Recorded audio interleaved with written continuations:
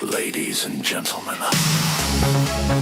boys and girls, I want you to join us in welcoming the world's greatest DJ.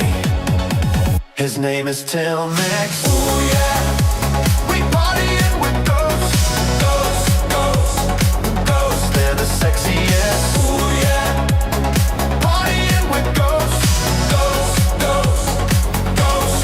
Till Mix. Ooh yeah, we partying with ghosts, ghosts, ghosts, ghosts. They're the sexiest. Ooh yeah, we partying with ghosts, ghosts, ghosts, ghosts. Till Mix.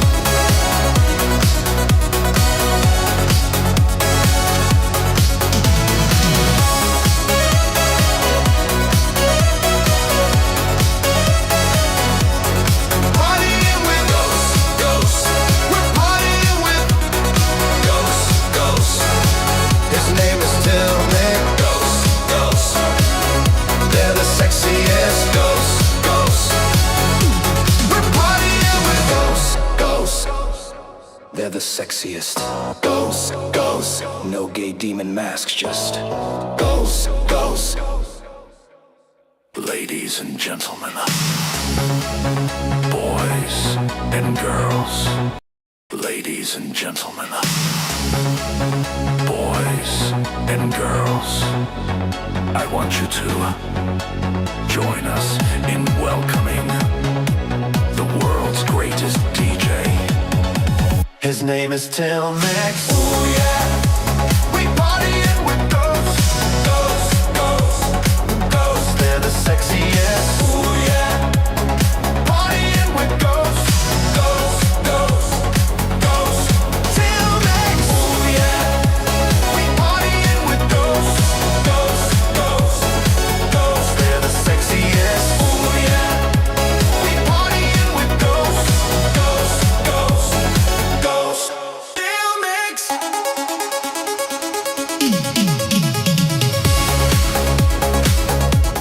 Oh yeah, people. Oh yeah, what's going on? How y'all doing today? Happy Saturday. Happy Saturday. Let me turn off this audio. Here we go. Here we go. Here we go. What's everybody up to? Happy Saturday, everybody.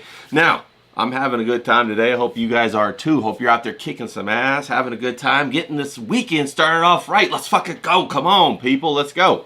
Glad you're here with me. We're having a little bit of a birthday stream right now. Everybody's like, oh my God, it's your birthday. It's your birthday. And then I see other people in there. I thought your birthday was Monday, bro. What are you doing? What are you doing? It was. My birthday was Monday, but we're doing a birthday stream today. And the birthday stream that we're going to do today isn't really about my birthday per se, even though I'm going to show some of the things that I got. But we're going to have a conversation about some of the worst birthday experiences or worst birthday presents that you ever got. We're going to get the guys in here in a minute. We got John, Professor Grass, James, maybe even CK. Maybe we'll get D-Wagon here, maybe E-Buy. I don't know. Well, we're going to put the link out there in a minute. And whoever wants to jump in there and have a good conversation, we're going to get to it. We're going to get to it. Now, how y'all doing?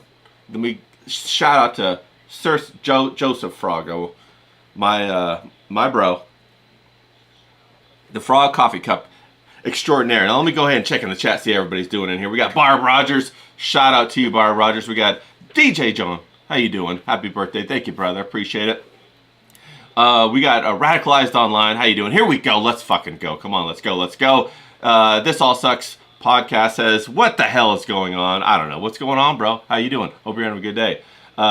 We got, who else we got in here? We got, I saw James in here. Shout out to you. I saw, let's see, Pat, shout out to you. Jewy, big shout out to you, Jewy. How's everybody doing? Okay. All right. Now, I got a couple of exciting things to talk about. I got a confirmation from this artist right here, Matthias Adelson. We're going to do an interview with him coming up on December 2nd. Okay, if you guys don't know his work, he's a phenomenal illustrator and artist, and he's going to come on. We're going to talk a little bit about creativity, about what he does, some of the projects that he's worked on. He's all the way over there in Switzerland. He's doing his thing. He's currently in Paris, going around doing a whole bunch of illustrations. So we're going to go ahead and get him on, and we're going to have a chit chat with him. So that's going to be really exciting. I'm really looking forward to that. I got a couple of other artists lined up that I'm working on to try to solidify to get in here for an interview, and a couple other surprise guests too. I always like to have surprise people, you know what I'm saying? It just makes it so much more fun when you see other people breaking through. You know, we're all trying to break through in one form or another in our lives. We're all trying to be excited.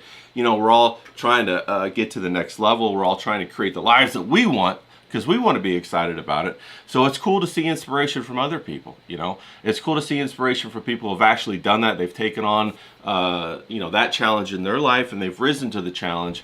And they have some insights that perhaps we don't have, perhaps I don't have, perhaps I don't see. And they say things that are very interesting. For example, we had Adonis Paul on this week. We had a banger week this week, didn't we? We had an incredible week. We had Adonis Paul on, I think it was Tuesday, and he said he dropped a whole bunch of nuggets. So one of the nuggets he dropped was that don't ever put anything out in the public domain that you aren't worried about getting exposed or cut off. I forget exactly how he said it. And then, you know, we turn right around. We have Ethan Ralph, and he goes ahead and he dumps a whole bunch of my public information, which I don't care. Go good. I appreciate it. and it puts all that out there. So that was really interesting how that happened. That was really synchronistic. You know, he tells me that, and then a couple days later, all that information comes out. So that was cool, and I appreciate him saying that. He also said that people tend to melt down when you put them in cartoon form. And bro, that's the truth, because that motherfucker melted down, didn't he? Then we had an awesome chat with Mersh, and that was a lot of fun. Always big fan of Mersh. Had him come on, so that was great. If you didn't see that stream, go watch it. We just had great stories, great conversation. That was a lot of fun, like I said. Then we had a great chat last night. It was with CK and James. We were talking about alpha males, man.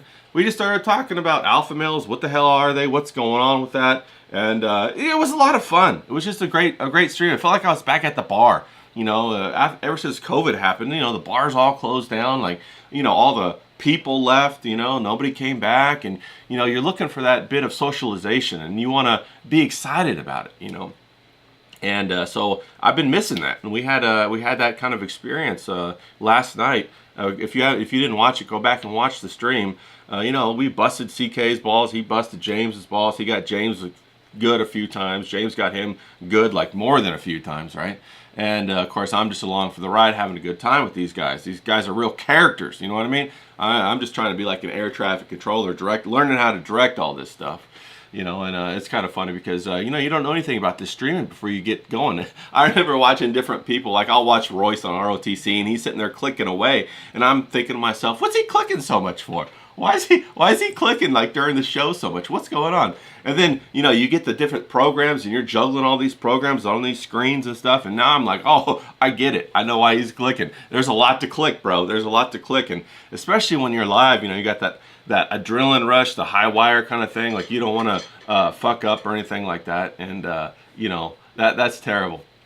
So, you know, anyway, it's a lot of fun. It's crazy. I'm learning it. We got to get a second monitor, because people are like, Ray, you're streaming on one monitor. What the hell's wrong with you, bro? What the hell's wrong with you? Anyway, but before I jump in, I wanted to with the guys, I wanted to briefly show you guys one of the greatest birthday presents that I received. And I'll probably go into all these books, and we'll probably talk a lot about them during the week when we do the shout out to Hillbilly Harry out there. Thanks, bro. We'll probably go into them during the week, and I'll probably talk about them more on our weekly videos during the day. And you know, because we want to get to the good stuff. We want to bring the guys in. We want to have a little fun. We want to have a, you know, lighthearted conversation. We want to have some entertainment. You know what I mean? Some of that parasocial relationship. We want to get the real deal. We want to get that cocaine in the veins. All right. But so I got a book right here, and I've talked about this book quite often. I got 3 or 4 of these like this from John Singer Sargent. But this is John Singer Sargent's watercolors. I am a huge fan of John Singer Sargent. I mean, who's not, right? He's like one of the greatest painters of all time. But especially his watercolors. I especially love his watercolors. His watercolors are fantastic. And I love his watercolors to death. And we'll probably go through this book, the watercolors. He's got his Venetian canal watercolors especially are famous, okay? When he was over in Venice, and he painted the canals and whatnot, and he painted all kinds of stuff over there, the water, the architecture, all kinds of lovely paintings, and it really reflected his approach to art. Here's another one. That's fantastic. Yeah. And of course, he painted portraiture for a long time, and he painted oils of all kinds of things, all kinds of women, and then he got burnt out on it. You know, he didn't like it anymore. He didn't like being, you know, basically the calling card for the wealthy. You know, they would call him up and say, I want my portrait, right? And then you got to think about when you're a portrait painter, and he didn't paint any small portraits either. You know, they were huge portraits, like life-size portraits that would go up on a mansion's wall, or in like a, you know, one of those big French, what do they call them over there? You know, those huge houses that are like castles over there in England and in France, and you know, he painted them. But he really wanted to paint watercolor, and he really wanted to travel. And so look at this, he's painting just hanging up a little bit of the laundry, and then over here she's painting water. But how beautiful is that? Anyway, it's tremendous. So John Singer Sargent, my big watercolor inspiration. We'll go into that more on Monday. If you have a hankering for a little bit of that artistic refinement, we're going to go ahead and get into that. And I got a couple like Jerome Lelou. I've talked about him quite often, and I love the different color palettes that he uses. And so that was one of my best birthday gifts, and the Jerome Lelou book was one of my other best birthday gifts. But I'm going to talk really quick about one of my worst birthday experiences. And what I'm going to do too is I'm going to open up the Zoom, create a new Zoom meeting. You're going to have to watch me click for a minute, guys. Sorry. And then I'm going to go ahead and get the guys in here and get them invite. All right. Link. Okay. Cool. I'm going to invite them in, and we're going to have a little chat about it. But one of my worst, I had a couple of bad birthday experiences, and they weren't terrible, right? They weren't horrible or anything like that. They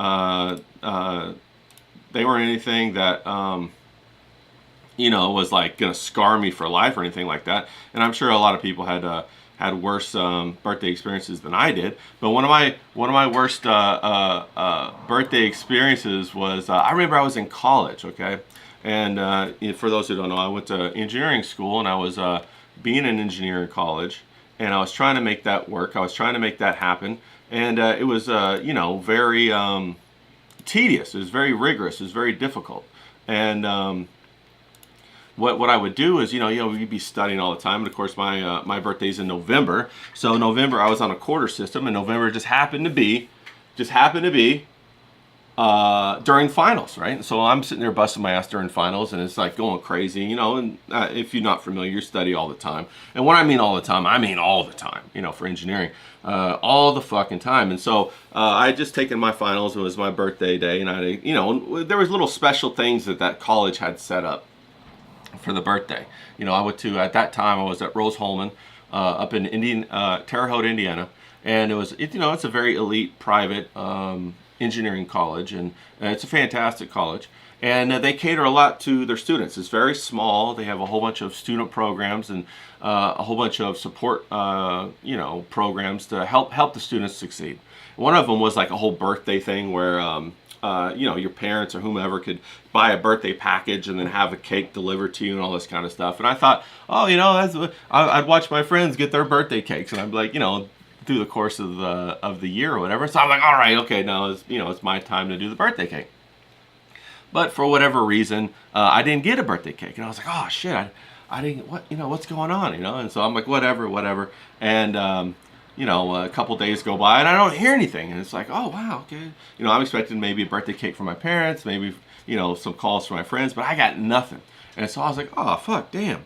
And so I was all bent out of shape about it, but I didn't really say anything. And then I'm on a call with my mom. I said, hey, by the way, did you forget it was my birthday? And she said, oh my God, it was your birthday? And of course, when I'm telling the story now, it doesn't seem like such a big deal. But at the time, you're sitting there, you're going through the grueling, progress and the grueling steps to try to, get ready for your finals, get all of your projects done, get your labs in order and all that kind of stuff, which is quite a feat. And so I'm looking at this, at least on the end of the week I'll have my birthday cake. It's the light at the end of the tunnel. It's like you're kind of like this man in the desert going after the mirage of an oasis, and you finally get there and it's a mirage, and then it's just like you're so fucking frustrated and upset and pissed off about it. So that was a real letdown for me, especially at that time when I'd hung all my emotional, hopes on it. I'll just get through these finals and I'll get to it. And then, of course, no cake. And then, of course, and then it made it worse when I said something, because then my mom, was crushed about it. She was all sad and everything. And of course, she ran out right away and ordered that fucking cake, and it came the next day or whatever and all that kind of stuff. And but it was hilarious to look back on. And at the time, it was far more significant than it is now. And that was one of the ones that come to my mind. And I've had some terrible birthday presents. Like I remember this one time I was dating this girl. She was my girlfriend, and she gave me this terrible birthday present. And it was basically a box with like Hot Wheels glued to the top of it. I guess she thought I was gonna put my art stuff in it. I don't know, but that was a crazy birthday experience. I'm gonna go ahead and drop that link in the chat for you guys if you guys want to come on and have a little conversation Where'd it go? Where'd it go? All right, here we are. And so I went ahead and put that link in there for you guys. But yeah, it was a pretty crazy birthday experience. And you know, when you're an engineer, when you're going through engineering college, bro, it's like all or nothing. You know, it's all or nothing. And I remember so many times when you know, I got like 3 or 4 hours of sleep during the night, and you know, it made me a better person. It made me a better guy. And you know, it kind of helped me. It definitely prepared me to go on further in life, and it prepared me for different situations that I went into. But I think that I've always loved birthdays, and I've always loved giving fantastic birthday presents for other people.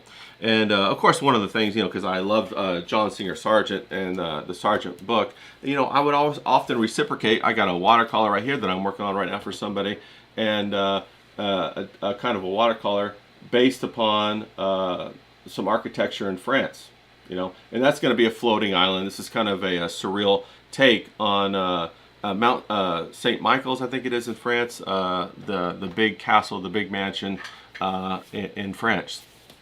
But yeah, so you know, I'm excited about that. I'm excited about the birthday situation. I'm excited about going forward. Let me see here. Make sure. Did I put? I think I put the link in the right spot. Did you guys get it? Did you guys get the link? You guys are more than welcome to jump in here. I wanted to get into you guys earlier because I know, like on Wednesday I was talking. I was supposed to bring the guys in, and we were talking with Mersh, and we kind of got away from it, and we were talking about them for a while. I didn't get a chance to get the guys in, so I wanted to kind of go a little bit earlier. But you know, if nobody shows up, that's fine. I can ramble on by myself for like oh, it says invalid meeting. Okay, let me see if I can't fix that. What the hell's going on? Why does it say? Let me end that meeting. Let me start a new meeting. All right. Okay. All right. Share the link. We go ahead and drop this in the link for you guys. Sorry, you guys have to watch this. I'm getting new. I'm getting going at all this kind of stuff. Copy. Oh no, invite link. There we go. I'm getting going and on all of this. Streaming right now. And you know what's funny? I was talking to somebody, and they were like, how many monitors do you have, Ray? I said, what do you mean how many monitors? I've got one monitor. And it was like, they're like, oh, you only have one monitor? You're supposed to have like 2 or 3 monitors. So I was like, oh shit, I've been juggling all these programs, you know, one after the other. And it was pretty crazy. And you know, it's quite a stretch for me to try to keep my mind going and talking the whole time. And put the link in the chat and keep it going like that.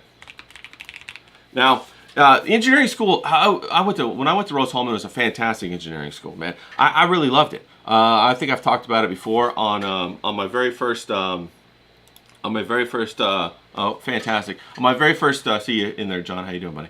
On my very first year of engineering school, I really had a blast. It was incredible. It was like the dream of all dreams, because when you went to engineering school, you know, I was on a floor with all these guys, and they were all my bros, and it was like I had like, I don't know, it was like 60 brothers, you know? And I think I've talked about this briefly before, but I would go from room to room, and some guys were playing like Counter-Strike, some guys were watching a movie, some guys were doing homework, some guys were eating pizza, and no matter where you went, you know, you could go and talk to these guys and have a good time. Some guys would go out and they'd skateboard in the quad, some guys would, they'd help you with their homework, and you know, it was really a dream. It was a magical experience, and it was kind of like what I would think maybe was like Peter Pan with the Lost Boys, because we all grouped together and we all helped each other get ahead.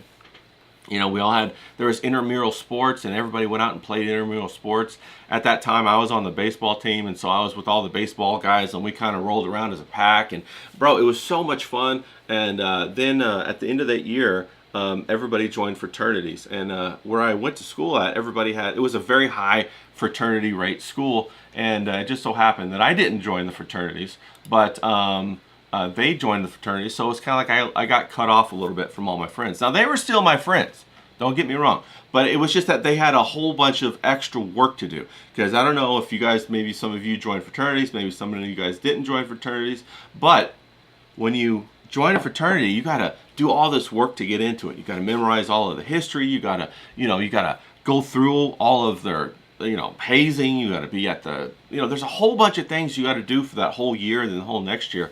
And so it really kind of, consumes any spare time that they might have. And engineering, like you said, is no joke anyway, as far as doing the work and fucking math. Like, bro, I remember some of my classes, I'd have to wake up at like 7 o'clock to go do like calculus 4 differential equations at like 8 in the morning, bro. It was horrible, but it was a lot of fun. And I wouldn't want to go back and do it again. I'm glad I got through it. And I will always cherish those friendships that I made with those guys, even till today. Every once in a while, I'll talk to a couple of them, and they're just great guys. And then after that, I graduated and went on and got a job on the West Coast, and I absolutely love the West Coast. I'm a West Coast guy through and through. But well, look, we got who we got in here? We got John in the chat. Hey, John, welcome. Can you hear me, John? What's up, Ray? Yeah, I can hear you. Can you hear me? All right. Yeah, I can hear you, bro. Good to see you. Okay, cool. Yeah, I think I had you frozen. Oh, and we got James here too. Shout out to James. How you doing, bro? How's the audio? Audio sounds perfect, man. Audio sounds good. Perfect. Yeah, you sound real good. Now, guys, we were talking about. You should be talking about me and CK doing the best stream that ever existed. Swear down. The internet should be ablaze. Yeah, that's charisma, and he's peeping Tomery. We smashed the shit out of it, bruv. Yeah, that stream last night was fire. That was a crazy stream. I had no idea that was going to happen. But CK, he's got all kinds of stories, doesn't he, James? He's a nut. What you've got with CK, right? You've got a quiet man, a very quiet and deliberate man, but he's got all this wealth and breadth of knowledge, and it takes a dumb fuck with a big mouth like me to draw it out of him. You know what I'm saying? No. I'm gonna peel out every single story. We're gonna get that book done. We're gonna get his pervy little treacle book, his bird book, his proper rocket book. We're gonna get that to print. CK's gonna make millions.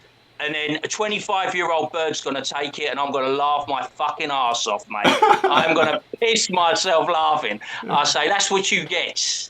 No, that's true. But I think that'll make him happy. He'll die with a smile on his face. You know what I'm saying? So to speak. Well, I wanted to set him up with one of those prison birds, mate. You get with her, get a few conjugals, you'll be right on it, mate. Come on. You're one of them prison birds, mate. Come on. Yeah, knock some of them cobwebs off. Yeah, he's a wild guy. I love it. John, we were talking briefly about bad birthday experiences. Have you had any bad birthday experiences, or did you luck out?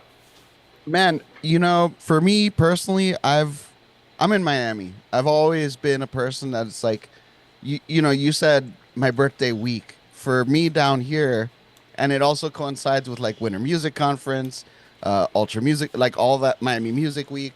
So for me, it was birthday month every year.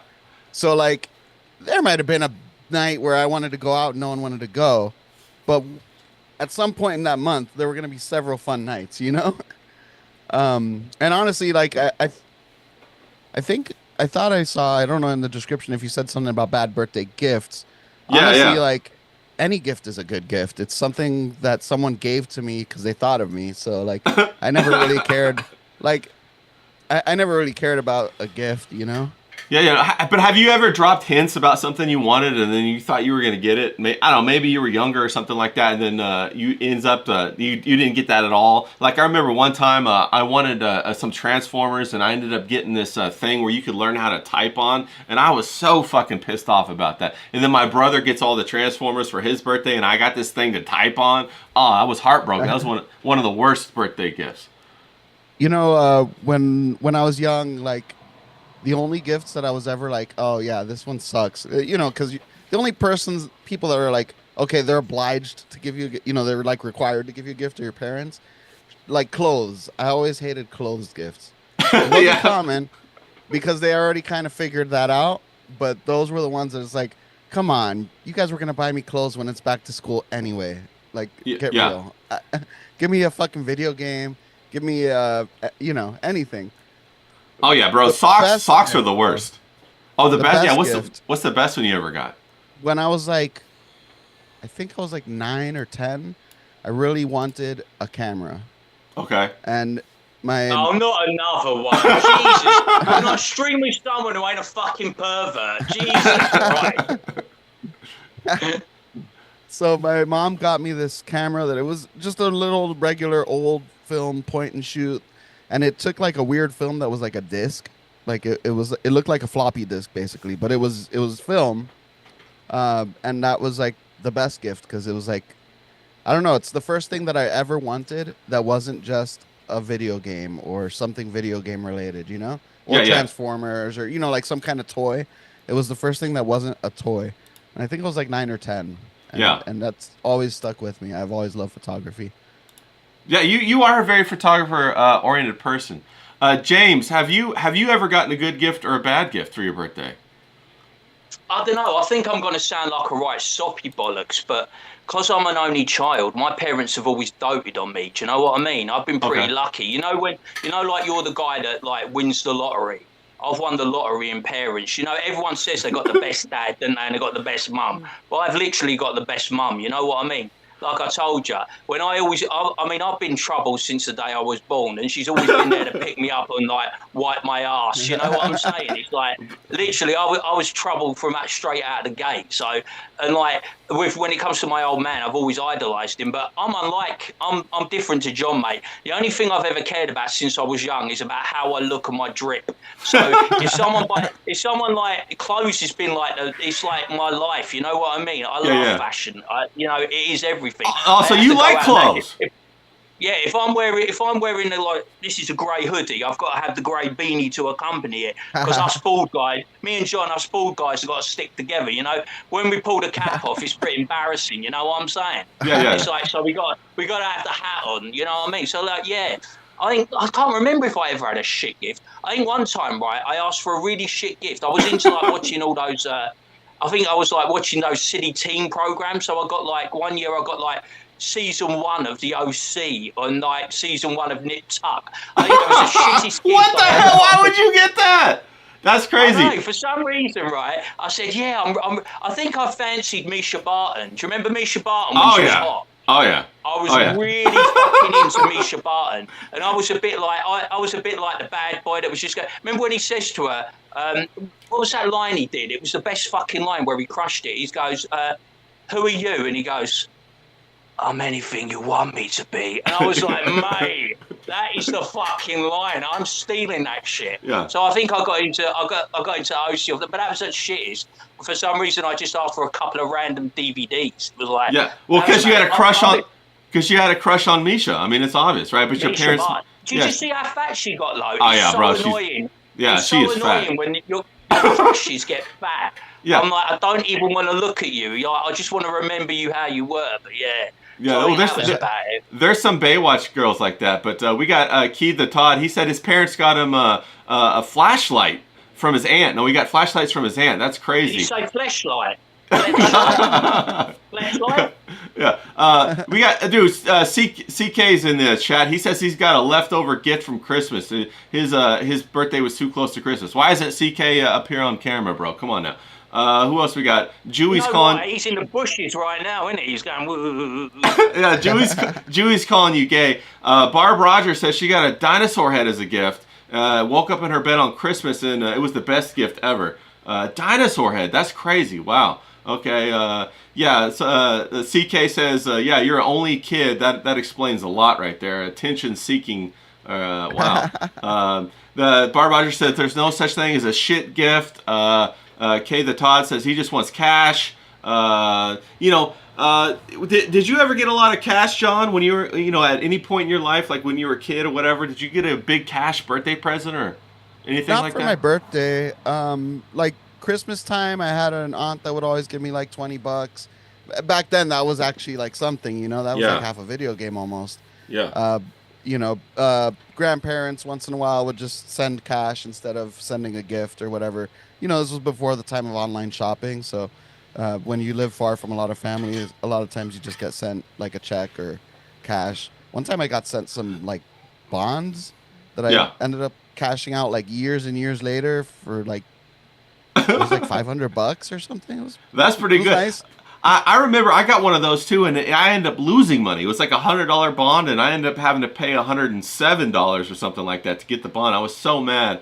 I used to shit. get money when I was a kid, but then as you get older, the money stops coming, and instead they just keep sending you the card. And that always made me mad because it's like, you got to pay me to read your card, right? What happened to the money, man? And then they would just put their name down at the bottom. I'm like, well, just call me or something. Don't even send me a card. But I guess for guys it's kind of different. James, did you ever get cash or cards or anything like that, or were you pretty much just the Gift DVD cards. kind of guy? I was just like gift cards. You know, when you've got like grandparents and aunts and uncles, I'm just like, send me fucking gift cards, mate. JD Sports, Sports Direct, anything where I can get my chavvy Sports Direct, JD Sports look.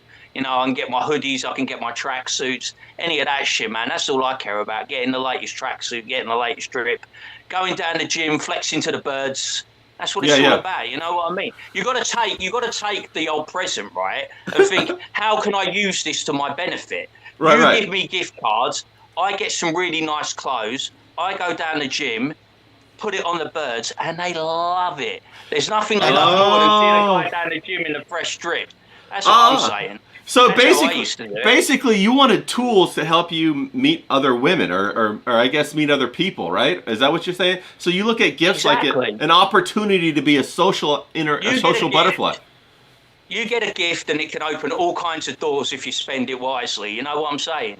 Yeah. That's interesting. I never thought about that before. I always looked at the gifts like I wanted to get a video game. I remember one time I wanted Street Fighter 2 back in the day when it came out. I loved that game. I used to play it all the time in the arcade. And then on my birthday, I knew for sure I was going to get it, and I didn't get it, and I cried. I actually cried. I was just a little guy though, but I cried because I didn't get it. So my mom was so shook up because I cried. We went out right away and bought the video game, and then I was happy playing it. And so that was kind of my take on it. John, have you ever had an experience where maybe you were heartbroken about a gift, or maybe you gave a gift to somebody else and they hated it? Have you ever had something like that happen? I mean, luckily, no one has ever told me they hated the gift, so that's always a good thing, right? But there were definitely a couple times, like with an ex, where I'm doing a barbecue. That's the gift. Yeah. I'm doing like a big, badass barbecue, and she's like, "That's for you. That's not for me."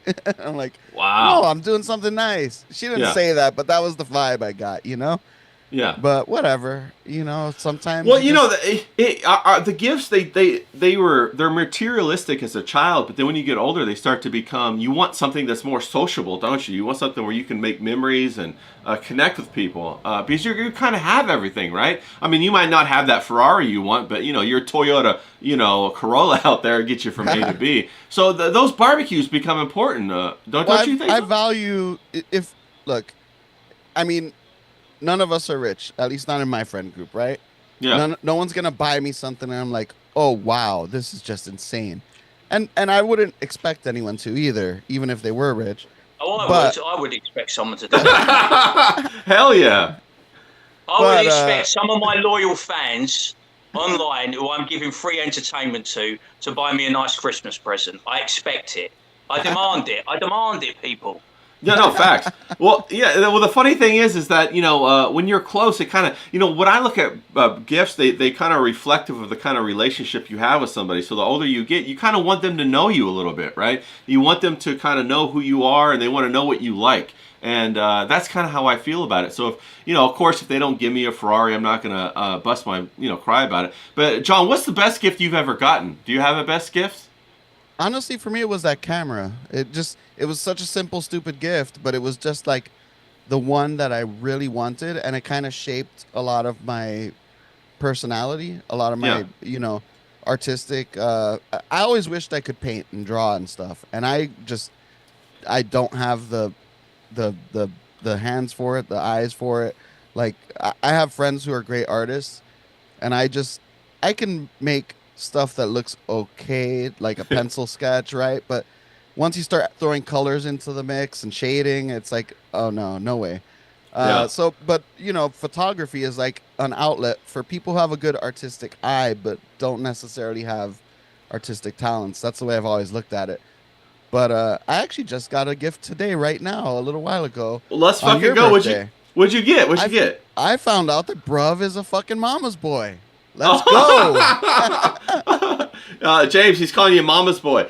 James, what's the best gift you've ever gotten? Guilty as charged. Guilty as charged. I've got an Italian mother, and I love her more than life itself. And if anyone ever does anything to my mother, you better run. For No, the nobody's fucking gonna do anything. Your mom is safe. Your mom is safe. I'm saying, Yeah. if you start doing an Ethan Ralph thing and start trying to come after my family and my mother, mate, I will hunt you down in Mexico, mate, and I will fucking destroy you, bruv. I'm telling you, you will get ironed out. I'm telling you. I've no qualms saying this online and on stream.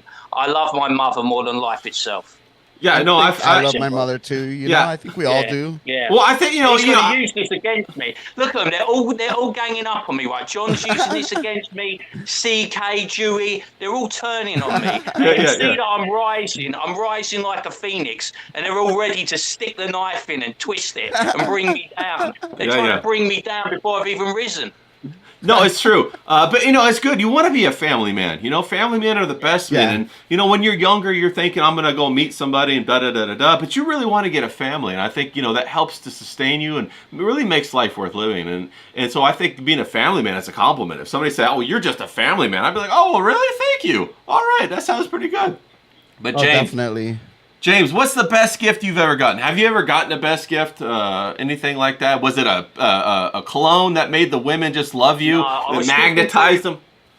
I was flicking through one of the fashion magazines because I like to go through them. I can't remember what it is. It's probably like a Vogue or something. I don't fucking know.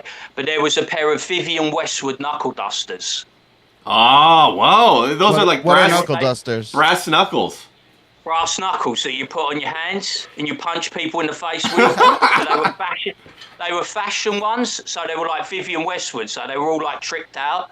And like my ex Holly saw them and she got them for me as a Christmas present. Wow, that's pretty awesome.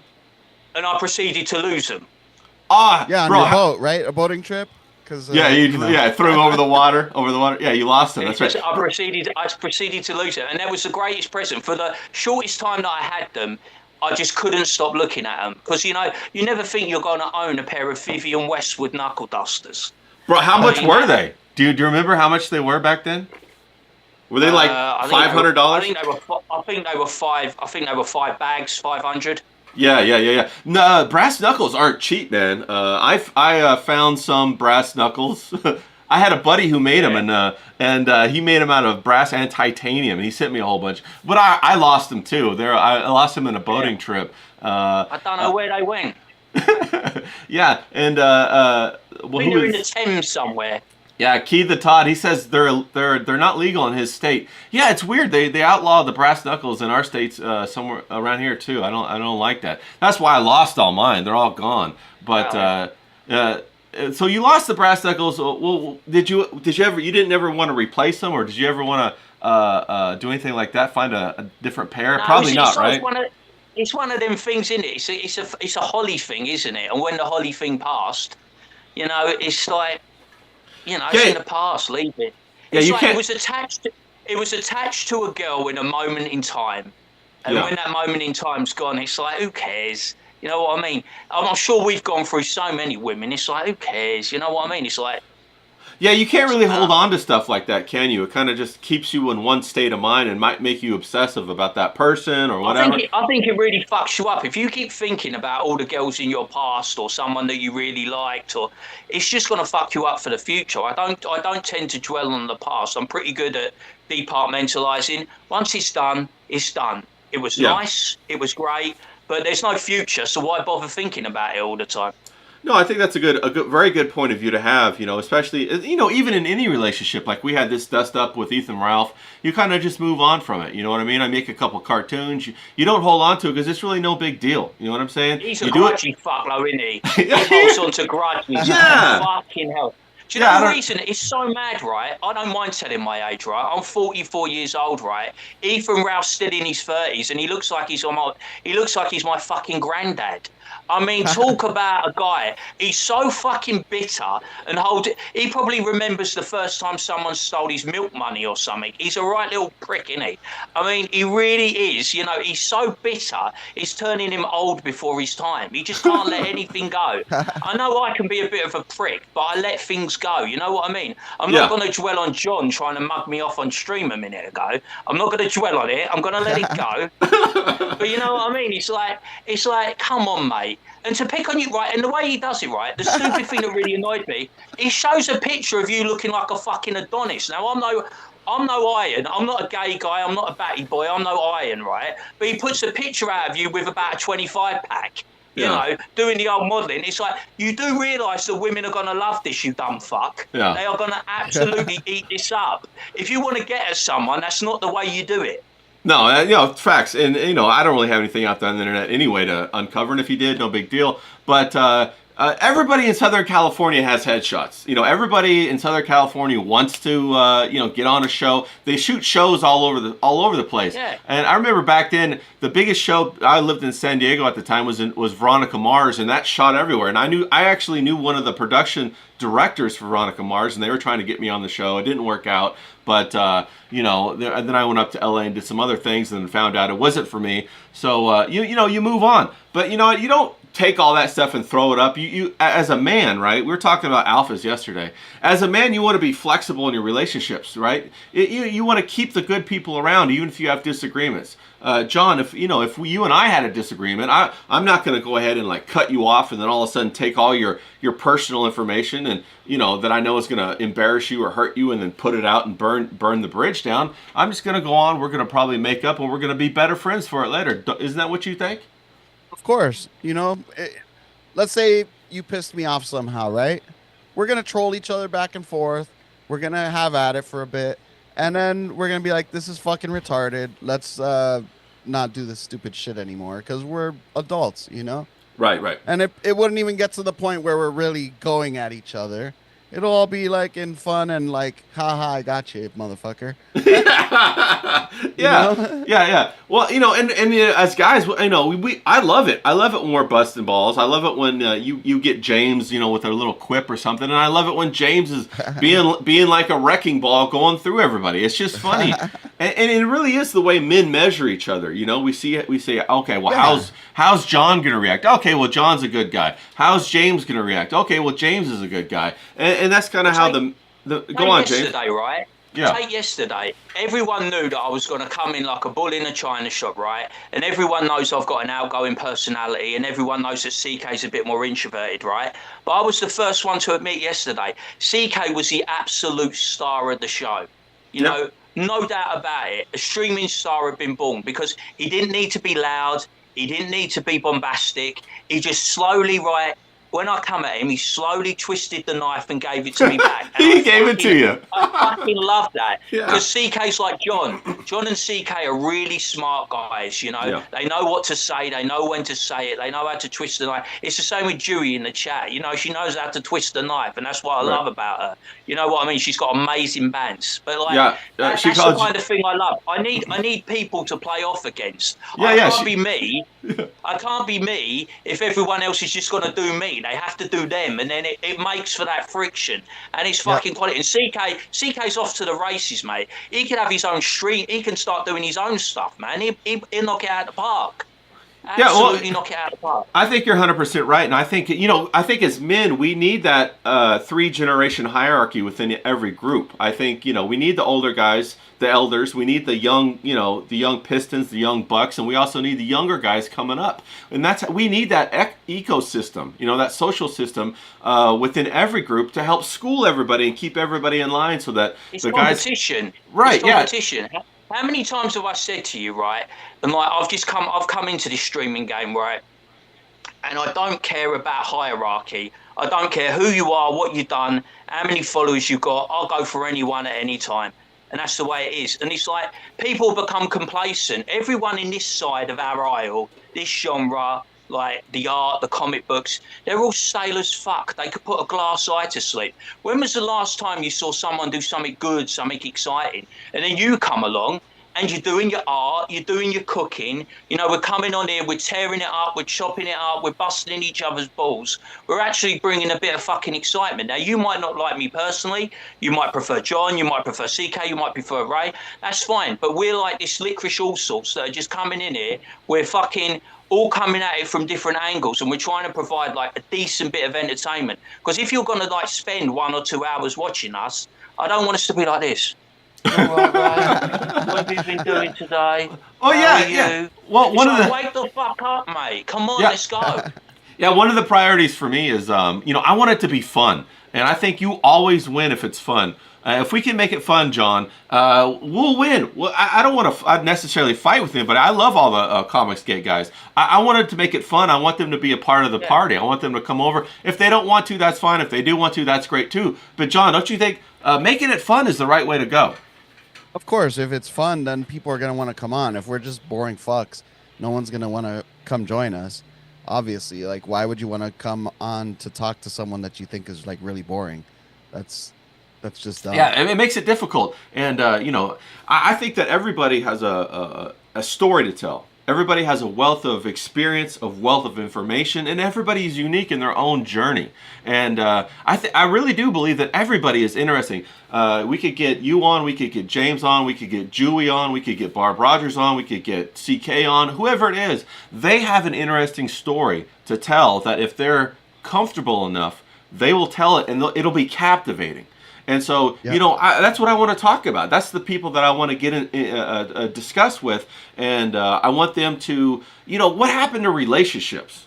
You know what I mean, John? What happened to relationships? They went away with COVID, We've it seems discussed like. this several times. Well, even before COVID, it's the age of the internet. Everyone's just, all their life is on the internet. And there's no, even before COVID pushed it definitely further than it was already.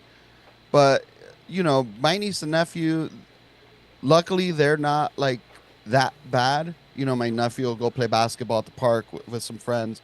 But a lot of kids nowadays, and young adults especially, just grew up on the internet, and that's really all they know. And I think that's also kind of what gives us an advantage, is because we actually have real life stories that we can share, whereas other people are like, oh, this thing happened on the internet, like no one gives a fuck.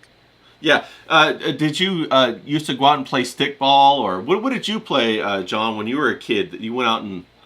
I played basketball for the most part. I would play football too here and there. But football's harder because you need like a lot of people. Basketball, you can just one-on-one or there was always people playing at basketball at the park, and the field wasn't really open because it was on a school. So it was like the basketball court was open for everyone. The field, not so much. Did you have a So lot I of play a lot kids of in your basketball. area, or no? Oh, yeah. Were there a yeah. lot of kids out and about back when you were Yeah. Oh, hell yeah. running the streets? At the Running courts the that I would streets. go, at the courts that I would go play at, there was 3 full courts and 1 half court, and they were always just loaded with Always kids banging. playing. Yeah. Now, Yeah, like some adults, but Yeah. also like a lot of kids too. Now, James, when you were younger, did you go out? Were there a lot of kids playing? Did you guys play cricket, or I don't know what do they play over there in England? Like throw a rock, or what do they do? Kiss chase, kiss chase? Of course, it's always got to come back to that. When you kiss the girl and chase her, is that what you just do? set that up, didn't you? No, I just said that as a throwaway comment. We didn't play kiss chase, but we did play kiss chase. Well, what But is kiss chase? When I was in What- primary school, we'd get a tennis ball, right? Because we couldn't have footballs at primary school, so we got a tennis ball, and we just used to play football with a tennis ball. Yeah. And then when we got to secondary school, it would be no surprise to you, because I'm a handsome man and extremely successful. But I was a great athlete. So I was in the football team, I was on the cricket team, I was on the rugby team. That was the 3 main sports. Because I'm down south, we played rugby union. Yeah. Up north, you would play rugby league. So Yeah. I was in the rugby union team, I was in the cricket team, I was in the football team up until the age of 16. Then it was like, I was doing gym more, you know what I mean? Yeah, yeah. You want to get into looking after your body. So I put up more in the gym, and then I would play 5-a-side football in the evenings. Was there a lot of guys out back then? Was there a lot of like nowadays when you walk around, you never see It's kids like out you on the imagine, street. if you ever watch like English films or British films, it's just how you imagine, cobbled streets, out the back, you know, you got youngsters, you got older people kicking balls against the wall. You know what I mean? Wow. You see people bring out goals into the road, and you know you play a bit of five-a-side in the road or on the on the path and just stuff like that. There'll always be people. Football is the biggest sport in the world, and it's in England. It's the only thing that matters really. It's what counts up and down the country. Everyone's into football. Everyone loves football. It's the biggest sport. It's the biggest sport in the world. And everyone plays it if they're a bloke. Even women now. Women's sport is massive in England. Yeah, women's football. Radicalized Online, shout out to you, says, it sounds like Train Spotting come to life, that movie. It sure does. Now, when I was a kid, we used to play stickball. We played wiffle ball. We played baseball. We'd fill the streets with, like, there would be, like, 24 kids, 12 on each team, and we'd have, like, full-on big games, and we would hit the ball into people's houses. That's a home run. Across the street, we wouldn't care. We would tear it up. We would go on top of the school, and back then we had all those big red rubber balls, and I don't know if you guys remember those. You kick them around, they're full of air, and we would everybody would kick them on top of the roof. So maybe once a month we would go up there and we would take all the rubber balls. There'd be like 20 or 30 of them, and we'd go and we'd just like play dodgeball with them. We'd take them back to our house. We'd just tear it up and have a good time. But I really don't see that very much anymore. You don't see kids out having fun. You don't see them out socializing.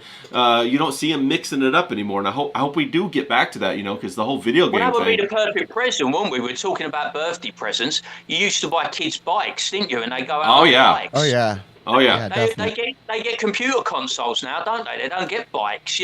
We were saying, weren't they? They're indoors instead of outdoors. They don't really do the outdoor activities. I mean, you can't do anything like scouts or anything because all the scoutmasters are fucking perverts. So you can't see scouts or cubs no more because they're all fucking nonsense. So you can't do that.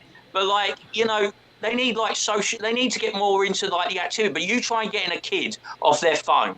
You try and get a kid off their tablet. Phones. You try and get a kid off their DS. My little cousin, right? If you try to get him off like Mario Kart, he'll start bawling his eyes out. And I'm like, you're a fella. What the fuck are you bawling your eyes out for? And he's like, well, I want to play with Mario Kart. I'm like, go get the fuck outside and play football or something. You know what I mean? Yeah. Hey, John, did you ever get a bike for your birthday or for Christmas, or a brand new bike or anything like that?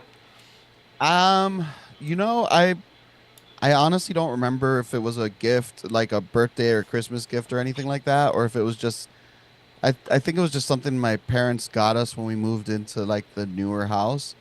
Because when we were young, we were renting at a townhouse, and then my parents bought a house back when you could still afford to buy a house. Yeah. And it was just like a much nicer neighborhood, and they got us bikes, and we would bike all over the place. I remember I used to go biking like 10, 15 miles. This is me in middle school. No, for real. 12, 11, 13, whatever it was. And biking 10, 15 miles to go to the comic book shop just to like check out some comics because the one near me closed. And it was like, that was the closest. No, man. You speak in truth, because I remember I got a GT dyno for my birthday one time. And after I got that bike, I rode it everywhere. I rode it for miles and miles and miles. So yeah, John, I can really relate to you. The bike was freedom back then, wasn't it? You get on your bike and you could just go, and it was like a whole new world opened up to you. You go to different neighborhoods, see different kids. You, like you said, go to the comic book shop, maybe save up some money, go to the donut shop. James, did you ever? Whatever. Yeah, did you ever get a bike and do that, James, or was your community pretty close together? Every time I think of you American kids growing up, I think of Stand By Me. That's what I think of you are. You got one fat friend, you got one tough friend, and you're all like going off and poking dead bodies with sticks and stuff. You know what I'm saying? It's like, that's what I think of when I think of fucking. I think of Americans. No, it's the same here. It's the same the world over, isn't it? Like John was saying, we come from a time. Us old geezers, we come from a time that doesn't exist anymore. So we've been lucky enough that we are bridging two worlds, if you like. We come from the old school and we're trying to navigate the new school. And you got this dumb fuck who's trying to push buttons and going, how the fuck do I get this to work? You know what I'm saying? I'm struggling in this technological age. But I harken back for an old school day when, you know, you get a cricket bat or you get a football or you go on a bike and go on a little adventure and you come back caked in mud and shit, you know, and you felt like you'd done something. You know what I mean? You got out and amongst it. You got out and about. Yeah. And it's not like that anymore. You don't feel like it's weird, isn't it? I don't understand how you can go through a day and you haven't felt like you've grabbed it by the balls. You know what I mean? And you fucking strangled it. Nowadays, It's like, what did you do? Well, I got out of bed. I sat on my sofa. I played on my computer. I watched some TV. You know, no one leaves their fucking house or leaves their sofa. It seems to me. No wonder we got a load of fucking obese people in your country and my country because they just don't seem to want to go out and do anything anymore because they can do everything at home. They can order their food. They can get anything they want off Amazon. You know, they work from home. There's no need for them to fucking socialise or do anything, and it's kind of depressing. Because they don't go out and go on adventures or do things. No, you're 100% right. And Barb Rogers, she makes a really good point, and I was about to make it too, that the old school will become new school again. Just wait, it'll happen. John, do you think that people will turn away from technology in favor of relationships again? Do you think that's going to happen? I think it's going to get a lot worse before it gets better. Just because with AI, I mean, you've heard it already. Like, there was that one guy that, like, divorced his wife and everything over an AI bot. And people no, man, that actually happened. And there's people that use AI as like a therapist and everything too. And people actually like, I have a close friend and he didn't mean it in this way, but I know that other people will see it and mean it this way, say it and mean it this way. Cause he's like older than me and he's getting into AI just to help him like organize himself. Yeah. And he was like, you know, I want to find an AI that, because they're still developing, right? And he's like, so they're starting to advertise now that the AI gets to know you. It gets to know your habits, your trends, what you're interested in. And he was like, I want one that knows that stuff so that it can help me plan my days better. And there's going to be people who want that, not because it helps them plan stuff and be more productive, but because then it becomes their friend. And I think that's going to totally happen. And it's going to get scary when AI becomes a little more smart and nefarious. Well, that is the nanny state there, right there, isn't it? That is the definition of the nanny state. James, do you think that people will turn away what's from... he going to do when his AI wife cheats on him? I mean, what the fuck is fucking guy? What's he going to do then? Yeah. I mean, so he's trading in real sex for fake sex. Oh, fucking drop me out, mate, I tell you. Like, I can't wait. I can't wait for it to be over, right? I tell you. I was planning on living a long life, but you can take me in the next 5 years if it's going to be like that. Just fucking drop me out. I don't think it's going to be like that. I kind of agree with Barb Rogers. I think what people are going to do is they're going to realize that all of this AI, all of these games, they're really not that fun, and they're more of like a digital cage than anything else. And so they're going to turn from them, and they're going to look back and they're going to say, "Where's my friends at? Where are my relationships? Where's the guys I used to go to the bar with, the guys I used to play rugby with, the guys I rode, the bikes with when I was a kid?" I was saying to you, wasn't I, the other day about like technology and phones and how much now I loathe phones. Right. Right. Because I remember when I was like on it 24/7, so between like 18 and 30, I would be glued to my phone all day, even when I was at work. So I'd be in the leisure centres, right? And instead of like concentrating on my work, I'll be in the gym, I'll be in the leisure centre, and I'd be constantly on my phone planning what I was going to do, talking to all my mates, arranging everything, pick-up times, where we're going to be at what time, what bar, right? And it just got to the point where I was so frazzled out. And this was before smartphones, right? Yeah, so this was just your normal phone. And I'd be on my phone 24/7. The only time I wouldn't be on my phone was when I was asleep. And it just burnt me the fuck out. And when smartphones come along, I was like, fucking hell. This is just going to get 10 times worse because we can do so many more things on it. We can do everything. And I was literally my whole day was like attached to this smartphone that I grew so resentful of a piece of technology. I was like, I fucking hated it. I just couldn't stand it anymore. I'm like one of these people that are rebelling against technology, but I need technology to live. I can't live without technology. But it drives me fucking insane. You know what I mean? I'm like an analog man in a digital age, and it's really annoying. Well, they've It's made so it. annoying Yeah, to me. they've made it that way on purpose, and that's kind of what we're trying to do here. We're trying to use this the technology to kind of like I met you, John. I met James. We're trying to use this technology to reform the original kind of relationships that we used to be able to have when we would go out the door and go to the supermarket, go to the bar or whatever, and just have a real talk with normal people. And it seems like there's not so many normal people. People have been tweaked by these smartphones. They've been tweaked by the technology and the AI, like you're talking about, John. Are people going to recover? Are some people going to be separated off, and we're going to have like a little bit of a breakaway civilization, like Atlas Shrugged? What do you think? I mean, if you think about it, Elon is working on the brain chip, right? That's no, Yeah. I'm not, I mean, the crazy Alex Jones conspiracy is like it's a reality now. And funny enough, right? Alex Jones is like, this is a great technology. We should be using it to help heal the paralyzed. And I never trust the brain chip guy. That's my rule. I will never trust the brain chip guy. And that's what's going to there's going to be people who don't want to live in the AI brain world, right? In Right. the Matrix. And there's going to be people who you tell them, hey, you can be a magical fairy and dress like a girl and actually be a girl and feel the feelings of a girl, or whatever dream they sell you, and they'll be able to sell it to you because they'll be able to make it happen. And there's going to be people that are just like, you know what, life sucks. I mean, they're making it hard to live life just to get by. So they're going to be like, you know what, life kind of does suck.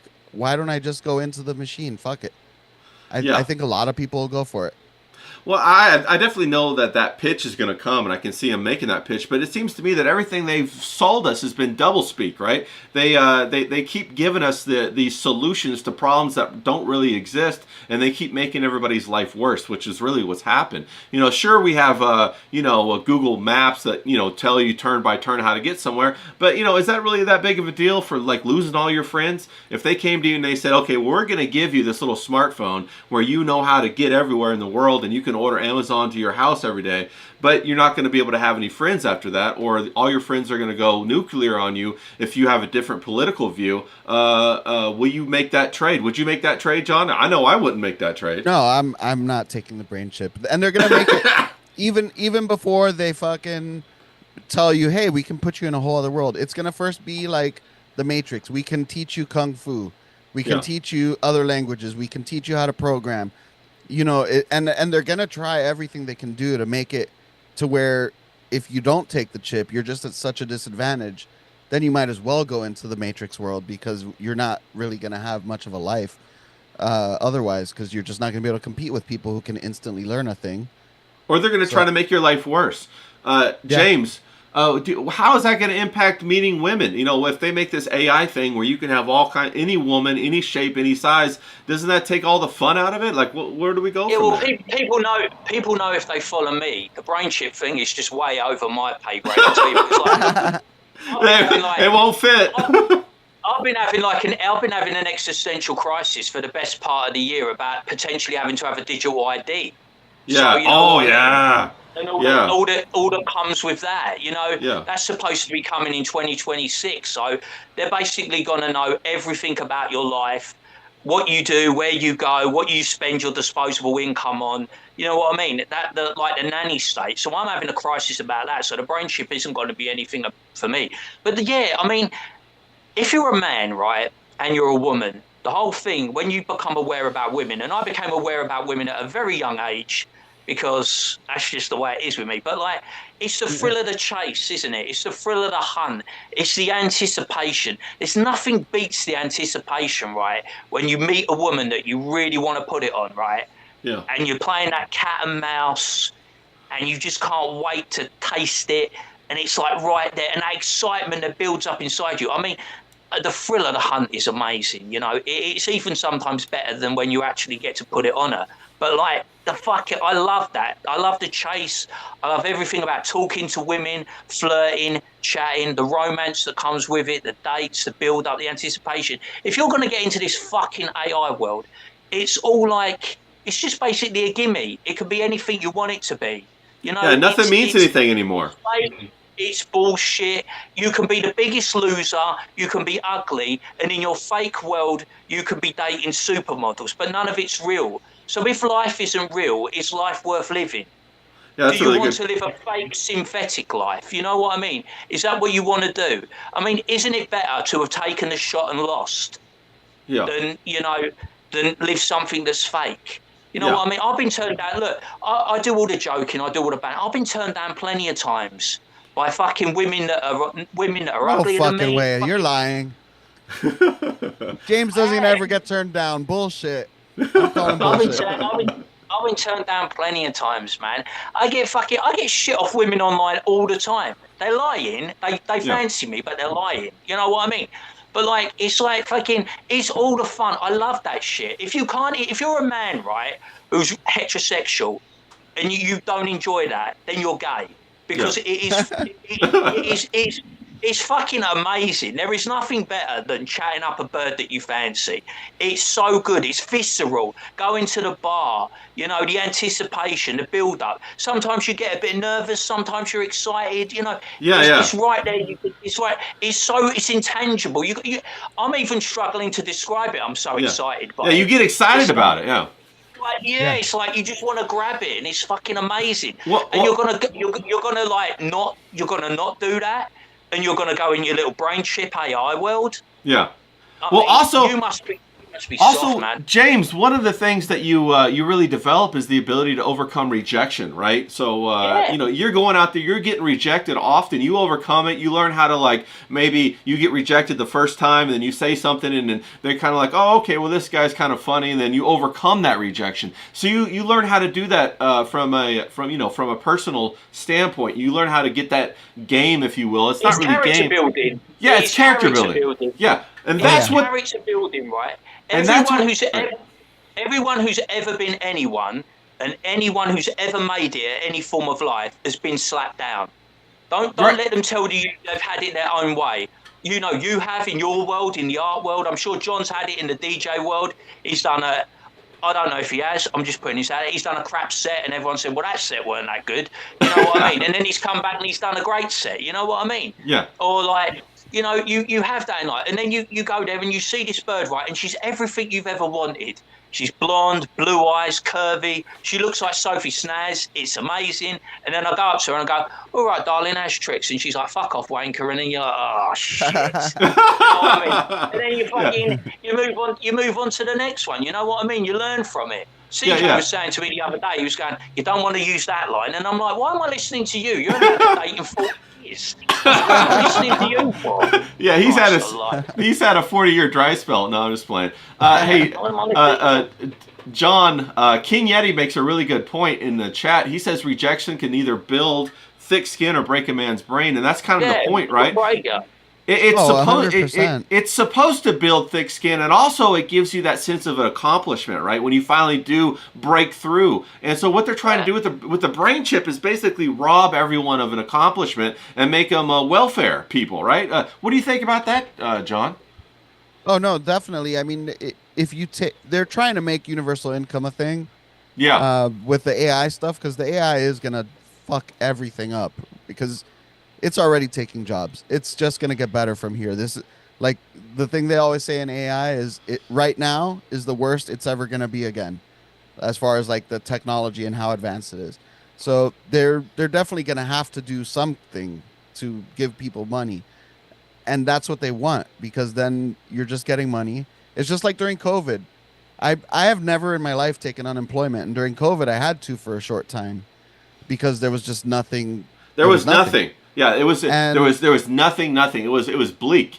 I completely understand what you're talking about. Just taking 3 months off of working, or 4 months, something like that. It was like it was hard, and I'm a workaholic. I work 10, 12, whatever. If there's money to be made, I'm working. Yeah, you were telling me that you have you're up for 36 hours at a time working, because you have a strange sleep cycle. Yeah, but it's just.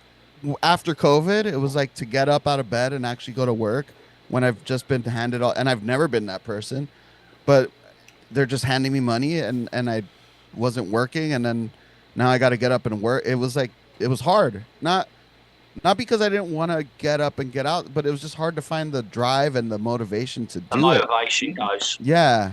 Yeah. And it's It's really bad. They're definitely going to try and bring that. And you have that the slow creep of compliance, right? Because now all of a sudden you're dependent on that. Now all of a sudden they can set rules for you. It's like you move back into your parents' house, kind of, right? Oh, I don't want you out late. I want you in by 10, or else when you're in my under my house, under my roof, you have to follow my rules. That's right. Oh, yeah. That you get gotta that be creep home by 9, or else the COVID's going to get you. That's what they were telling people. I never fell for the propaganda, but. It was bad. They got a lot of. There's people who are still fucked up with it. I still see people in their car all alone with a mask on. And I'm like, what the fuck is wrong with you? Yeah, I see those people too. It's fucking insane. But yeah, they're gonna try and look. A person who has no drive to even get up and go to work is gonna have zero drive to try and change the system into a better system. You know, it's like they're killing off everyone's spirit, everyone's soul, basically, when they do stuff like that. Yeah, they're seducing people and at the same time destroying the natural outlets that people used to have to go to be a part of. And so people are looking around, they're saying, oh, well, there's nothing going on at the bar, there's nobody out, so I guess I better go on the computer. But I definitely think at some point people are going to wake up. They're already waking up. People are already seeing that AI isn't what they said it was. They're already seeing that there's this big move towards getting people on, they're already talking about that, UBI, a universal basic income, and it's going to rob everybody of their ambition. That's a Scandinavian thing. That's a Scandinavian thing. Yeah. That is big, because when they did the European Union, we kind of incorporated Scandinavian countries as well, and they've got that universal basic income. And it's like they say, but look at our culture, look at our country. We've got the cleanest, we've got the healthiest, it's all a fucking lie, mate. Because those countries in Scandinavia are completely riven with Islam and Muslims. Yeah. You know, if ever you've seen a country completely change, right? Go to Sweden, go to Norway. You you see it Denmark. You go to a country like that, it is fucking grim. So don't let them ever sell you that story, because that's bollocks. It's really big in Canada, and it's starting to gain momentum in America. I don't know if it's going to happen or not, but it definitely is to help the immigrants, and they're going to give it to the immigrants and go down that path. But Radicalized Online makes a good point. He's talking about the impact of AI on art and music. And James, what happened to music? Music's kind of gone by the wayside, right? It used to be such a big part of our lives. I remember, getting a Walkman or an iPod or whatever, and you're just, you got to have your music list, your set list, right? But now it's kind of like nothing. We've come through the generation. I'm English, so. We pride ourselves. We think we're the greatest country in the world when it comes to popular music. You know what I mean? We think we are. Since the Beatles, we think we've owned it. And we export our music around the world. America, they export their music around the world. So we're like the top two. And it's like, when you think about popular music, John will know this, you used to have the charts, didn't you? Filled with hit after hit after hit after hit. Now it's just 50 to 100 fucking rap tracks with about 60 different people on it that you've never fucking heard of.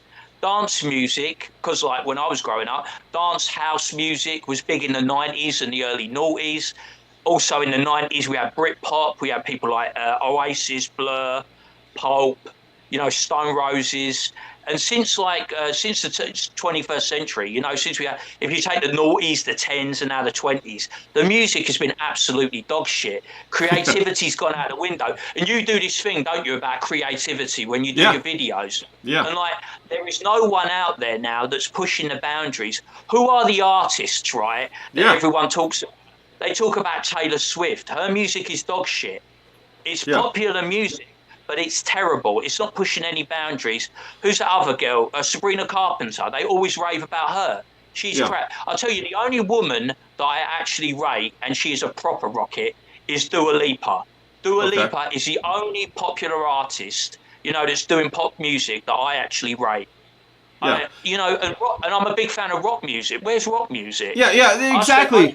Where's the instruments? Most of the day, when I'm working out, I'm listening to Rocket Queen by Guns N' Roses. You know what I mean? Yeah. That's how far back I fucking go. I'm not listening to fucking new music. Yeah. John, where's the instrument? Where have the instruments gone? Where have the electric guitars gone? Where have the synthesizers gone? You have to really look for it. So back in the day, there was a system, right? It was the music industry. They put out the albums, and if you weren't getting your album put out, you were just like a local band, and people had to kind of like just go out to the bars and clubs to see you play, and that was it. And people that put out albums, I mean, there was money invested for studio time. There was money invested to actually record because they were on reel to reel tapes. Now I can fucking make a production worthy song on my fucking computer On your right in phone, front of me. basically, right? Yeah. You can almost on your phone if you use samples and stuff, Yeah. pre-made loops. So now everyone and their mother can be a musician. So you don't have the big mass appeal. Like Michael Jackson would not happen today. Well, How he here, was back then. let me ask you this question, John. Since everybody can make music, and since it's become so good, doesn't that prove the tools have become so good? Doesn't that prove the point that with the increase of technology, the quality has gone down? It hasn't gone up. The quality of what you see and hear on being promoted has gone down. But there are some musicians out there that will blow your mind. Insane talent. They write really good music, and it's just harder to find them because they're in these little mini niches on the internet. And if you don't go out actively looking for them, they're not going to get promoted to you. But if you go out and actively look for them, you'll find them. But I'm with James. I mean, when I go to the gym, I'm cranking like Slayer or old Megadeth, Metallica, Alice in Chains. I'm listening to all the old shit. Yeah. I mean, there is some good new shit, but it's just. Well, no, I'm not saying there's not. I'm sure there's some guys out there, and I've seen them. They're buskers. They're playing the guitar. You know, they're playing Sultans of Swing, Dire Straits guitar on the corner, and they're having a great time, and they're good at it, right? But you just brought up another question, and the question is this: is that if there are people out there, and it's easier to promote yourself more now than ever, how come the music industry isn't selecting those people who are making great music? How come they're instead pushing this crap? I guess this Honestly, stuff that isn't exciting because it's formulaic, and they have to, even though it's a lot cheaper to produce stuff, the music industry still has to put a lot of money into it. And it's just like what we talked about with the movies, right? They don't want to try and make some new cool high concept movie. They want to do Avengers 25 or whatever because Exactly. it's a known quantity, and they know that they can push it, and it'll at the very least make their money back, and they push out propaganda with it. Yeah. Or maybe they tone down the propaganda and they make a little bit of a profit, but that's what they care about. It's not about the it's not about trying to make something new. Whereas with the music, it's the same thing. If the record companies have to invest money to, give you an image, they want to push out their propaganda. And there's a lot of bands that honestly, it's just like not really worth it for them to sign because they're doing all right on their own. And when you sign with these record labels now, they sign you to what's called a 360 deal, which is the 360. they take all your touring, they take all your everything you do, they take, and you get points on it or whatever. So they it's control not you. even really worth it. Okay, but here's the question, right? So we take that model of the entertainment industry. We got the movies, we got the music, we got these big companies that are strangleholding, these two areas. You got the entertainment and the music. Why do we want to put them in charge of everybody's life with AI? No, I fucking don't. I definitely don't. That's crazy, right? We got a really good a comment from Spiritual God Warrior. He says the talent of musicians now is 1,000 times better than the back in the day with the boomers. Gen Z guitarists can play any boomer rock song, but the boomers can't really play some of the stuff Gen Z guitarists play. Do you, Well, John? I was talking about this to John the other day. Yeah, James, what do you John think? was asking me on Instagram, and I was like, "What were the last two?" He was like, "What bands do you like?" And what was the last band you like, mate? The last two bands that I rated were Libertines and Arctic Monkeys. They were the last two decent bands because you got to understand, because I'm English. John will know this. What, you're English? Yeah. Arctic Monkeys, right, were proper gorilla. They came out of nowhere. They literally done. I bet you look good on the dance floor. Just was on the radio, got played, and they blew up. They were the last real gorilla band in this country, Arctic Monkeys, and they did it like they were out there touring. Well, what year was that, James? What year was that? That was like noughties. That was early noughties, wasn't it? Arctic Monkeys, and they were like they just blew up. They did. I bet you look good on the dance floor. Radio hit. They were on Top of the Pops, which was a now defunct TV show, and they blew up. And that was the last time a gorilla band in this country came from absolutely nowhere to be an overnight sensation. And do you remember, like, how it used to be? We used to get new overnight sensations every week. Oh, all the time. New one-hit wonders. No, we don't. Everywhere. And now not so much. And that's facts right there. I remember some of my favorite bands, like everybody knows. I love Dire Straits, Mark Knopfler, incredible. They're from England. I love Christopher Cross. He's a sleeper. He's fantastic. He used to play football, and he has that guitar. He's so big, and he's playing with his big meat paws. Sailing, did he? Yeah, he did. Yeah, he did Sailing, and he did some other really banger songs. Really beautiful songs, great songs. John, have we lost that? What the songs that I hear now don't seem to capture the human experience quite as much. There's none of that romanticism or that curiosity or any of that nuance that say maybe a Christopher Cross used to catch.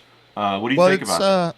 There's a lot to it, honestly, and it seems like it's more also like kind of house or something or dance. This also kind of intertwines with what Spirit's saying. I agree with him. What's Spirit saying? He said that the boomer people could not play like the guys today. I think that there's levels of talent, right? And in music especially, I played sax, I played keyboard, I know how to read music, I know theory. There's levels to it, right? I was all right. I was good, but not great. But there's like a level where it's like, okay, you're just this talented. You're like above a higher talent. Like he said, like the boomers couldn't conceive of Van Halen, but if you put Van Halen today, he would be just as good as all these top guitarists. There's guys that their talent transcends time. And there were people in the 80s doing crazy shit. You can look up, there's a guy named Yngwie Malmsteen. He's like the speed demon classic. He invented a style, neoclassical metal, where it's like classical music but metal. There are guys that could do it back then, and if they were here today, they would do it even easier, because the thing that people don't realize is back then you kind of had to just learn from the people around you. You didn't have the internet to like, oh, that's how he did that. You didn't have these guys pushing these crazy boundaries with speed and techniques that no one has ever seen. So it's not really fair or right to compare guys like Van Halen, who innovated so much, and I'm just pointing at Van Halen because that's the guy that he said, but there's a lot of guys back then that were. All time is Buckethead. Buckethead's fucking amazing. Yeah, Buckethead's that guy was fucking. He's not a new guy, and he could play just as well as any of these, Zoomers out there. But yeah, I think the difference though is that back then they weren't playing just for shock value to like, what can I do that no one else can do, right? Like Van Halen did that a little bit. Hendrix did that a little bit with as far as like his effects and him playing with his teeth, stuff like that. But the music was what took precedence. Yeah. And now it seems like the music is secondary. Right, to the performance. Proving that you can play this crazy shit that no one else could even conceive of is the primary. And I think that's part of it too. Now, they've lost the soul versus I agree with you. And one thing I wanted to interject too is that everybody now uses those pro tools, that package that's on the internet, that are not on the internet, but on computers, to produce all the music. And so everything has the same sounds. Whereas back in the 50s, 60s, no, but they all had their own unique physical equipment, and it all had slightly different sounds. A lot of guys use still physical equipment and then just record it into a computer. So that's not necessarily accurate. It is a little different because you're going through digital audio converters. So it does change the sound a little bit. It tints it a little bit, but you could honestly, Well, they've like when you're getting a drum emulated package or stuff. something like that, you know, they're Oh, yeah, yeah, that, yeah. they're gonna pull the same drum package. So a lot of the music's gonna have the same drum sound. It's not gonna have that like variation of like, well, this guy has the Zijin, you know, drum set over Yeah, here, yeah, and for this guy sure. has that one over there. So they're gonna have a different flavor, a different texture to the music, and even with the guitars and stuff like that, they can put it through. But the programs that they put it through have the same, you know, the same filters, and they end up kind of having the same. They resemble each other a little bit. What do you think about that? You know, they've gotten really good. They've like as far as like, so they have now these sample packs that you can get that you can pick specific symbols, and they've mic'd the whole room. They've mic'd Yeah. the symbol up. They've mic'd everything at any kind of angle you could ever think of and want, that you can make anything happen. And then like I design most of my sounds when I do electronic music. The drums, I'll take samples and then I'll layer other like heavier tones to them, or I'll make them brighter, or I'll throw some effects on it to kind of like make them more unique. So yeah, I could see it happening. It'll happen more in electronic music, 100%. But people that are actually recording music, they're recording it, and it's just they're doing it into the digital system with analog gear, but into the digital system, and then editing it in there because you don't have to deal with these expensive ass tape reels. No, I get you. I agree with you on I that. don't like overproduction. I like it to be raw. Yeah. And Oh yeah, visceral. for sure. You Well, know, what- you know, one of my favourite things is online. You know, Hillbilly Harry. yeah. He reposts like garage bands and punk bands, and Yeah. you know, there is nothing overproduced about them. There's nothing deliberate. It's just basically, you know, do it, cut it, and it's done. You know what I mean? That's why I like the garage bands and that. And one of my favourite albums to listen to is Nirvana's In Utero. I'll Yeah. go back and listen to that because they wanted to do something that was so different to the overproduced Nevermind. Yeah. They went and got Steve Albini, and they basically done kind of like a garage album. It was just like it sounded so visceral that album really turned me on because it was the antidote to the overproduced Nevermind. I mean, I hate Smells Like Teen Spirit as a song. I hate it. I hate everything about it. It's just overproduced tosh. You know what I mean? I can't stand it. No, I completely agree with you, and I think to bring it back to the larger point, my concern is that, you know, the centralization of all the software becoming such a big part of music it's not gonna allow the music to diverge into all these little veins, but it's gonna have it come together into, like, you know, popular music now. It kind of all sounds the same. I can give you a really good example of it's almost, I would say, in a way, you're thinking of it backwards, and I'll explain Okay, why. all right. So, hip hop is a really good example. Back in the day, you had samplers, right? Yeah. You'd play in your drum machine, you'd sample things into your drum machine, you'd chop it up, you'd play it out of order, and you'd twist up the sound to make it all kinds of crazy. And you were limited by the hardware because the hardware could only hold so many samples. So then you had to like double layer. You had to get really creative with how you did it. That's why back in the day, like if you hear a drum beat, maybe on the first kick drum, you always hear like a horn or something, or like a key, right? Because they had to layer it together so that they could get all the sounds that they wanted in.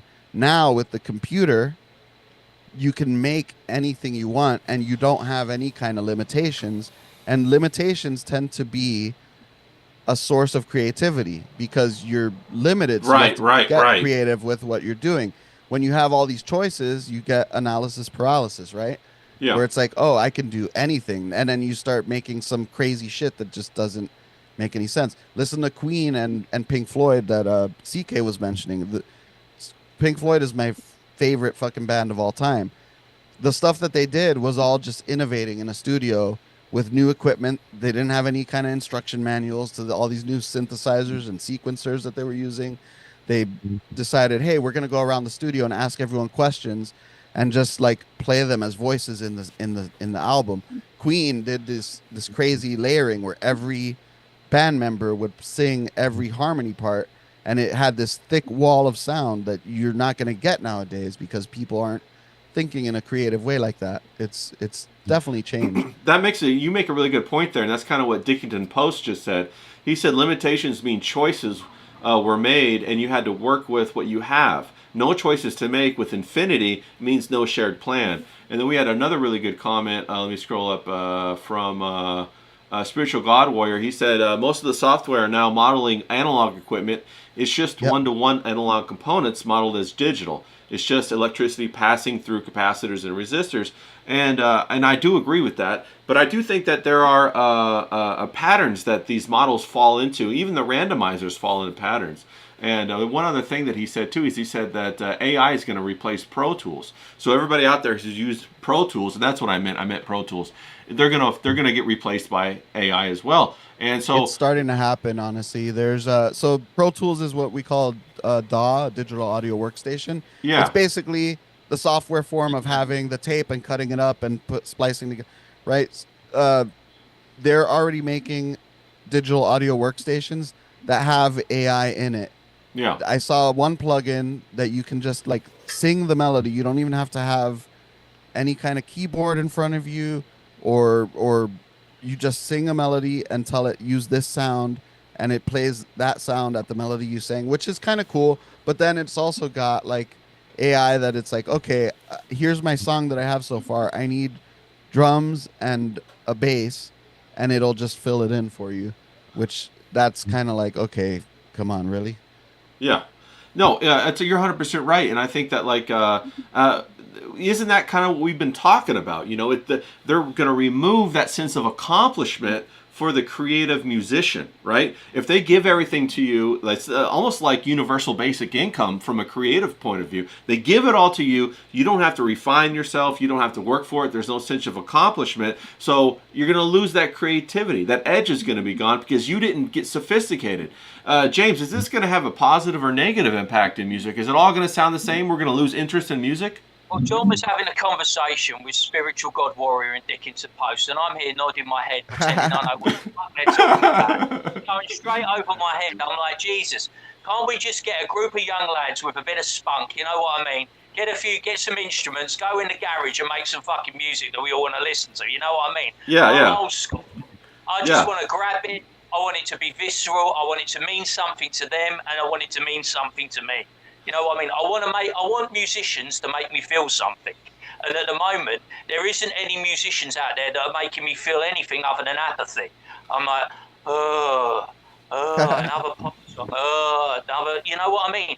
It's all so fucking bland.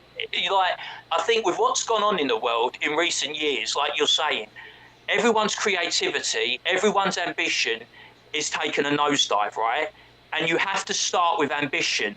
And ambition should stir creative juices, and those creative juices should create art. And because we've had the shit beaten out of us on this side of the pond and your side of the pond, all the people that would have been the next generation of creative talents are working in fucking AI or whatever, you know what I mean? Waiting to put in the brain chip with the kill switch or whatever the fuck they're doing, you know what I'm saying? It's like they've gone into different avenues. They've taken normal 9-to-5s. They're doing regular work. You know what I mean? It's a bit like... I think you hit the nail on the head, James. I think, people start out young when they're children. They have the screen in front of them, and so the ambition gets robbed from them before they even get a chance. You know, they're addicted to the screen. They're addicted to these video games. They're addicted to this. And then what's the first thing they want to do? They want to become streamers, right? So they want to have no life experience, zero life experience, but they want to go on and be famous. What did I tell you? The sickest thing I've heard?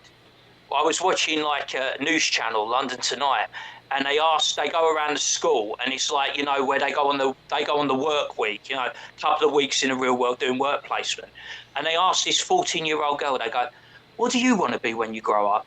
And she goes, I want to be an OnlyFans girl. I want to be a cam girl. 14-year-old fucking girl, right? And she's obviously been terminally online, and she's seen how much money the top 1% make, and she's going, I want to be an OnlyFans cam girl, and she's 14 years old. That girl's got no chance. Her life is done, over. I'm telling you. Finished. Right. No, you're 100% right, because what do they strive for, right? And then they find out that the dream that they hoped for was really a lie, and then their whole life crumbles, and they're in their 20s or 30s, right? So what do they do? What do they no just qualifications, no life experience, no work experience. Yeah, just a broken heart. get fallen by the wayside when they realise that they ain't going to be earning thousands of pounds a day. They'll be lucky if they make £10, £25 a fucking day. Yeah, yeah. You know? And what they should have focused on was the relationships, the getting a family, all of that kind of stuff. And isn't that interesting that that's the most downplayed part of Western society? Like women don't start a family. Instead, go get all these stupid degrees. Go get a stupid job where you're just emailing people that nobody cares about. Don't serve a man. Instead, serve your boss.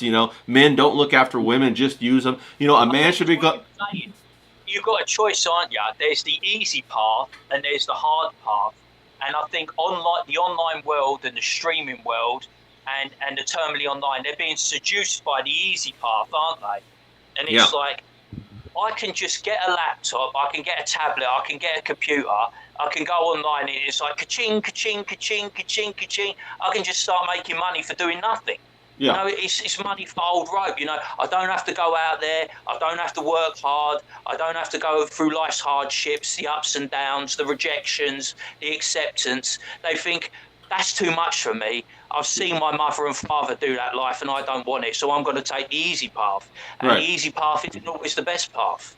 Yeah, so when we're bringing this all together, what it really seems like to me is there's trying to be set up this society that removes all of the pain from people, right? And there's no more pain for the mothers and fathers. There's no more pain for the children. That they're supplied everything, so that means that they don't have any accomplishments. They don't have any creativity. But they have their ramen noodles and they have their their Friends TV show on. John. No, I'm not. Well, I don't know. Maybe I am talking about Vito. I was telling Vito that he should really go the opposite way and hire Johnny Rocket and hire young Klippa to run his comic book and get it revitalized. Yeah. No. People should consume pain. My belief is that people, men and women, well maybe women less extent, but men should look at pain as an opportunity to improve. Pain is really what teaches us, gives us wisdom, lets us go up. If you're a spoiled brat your whole life, you're going to be a weak son of a bitch. Don't you think so, John? Or James, what do you think?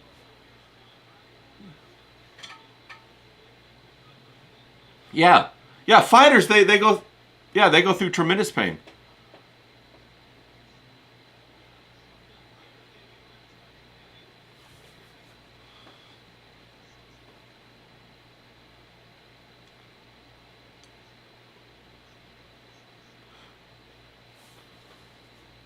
Oh, James, hold on. Let me fix this real quick. It's that damn. I gotta do a different Mac OS capture.